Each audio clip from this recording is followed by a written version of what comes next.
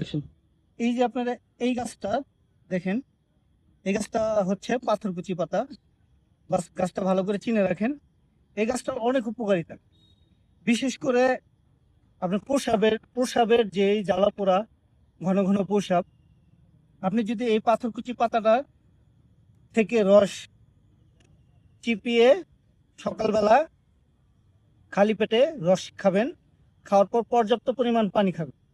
পানি খেলে কি হবে, আপনার প্রসাব যে জলাপোড়া বা প্রসাবে ছোটখাটো ইনফেকশন অথবা কিডনিতে ছোটখাটো পাথর, এর আমি বলতেছি না খুব বড় পাথর হয়ে আপনার এই পাথরকুচি পাতা দিয়ে আপনি বড় পাথর নিষ্কাশন করতে পারবেন, এটা সম্ভব না।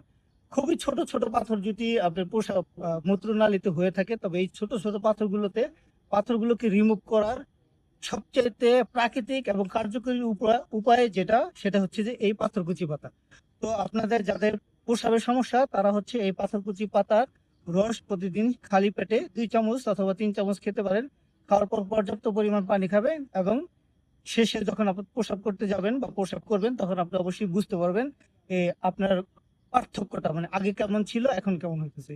তো যাদের আসলে এই পাথরকুচি পাতা গাছ যাদের আছে, তারা তো বাসার সামনে থেকে সংগ্রহ করতে পারবেন। আর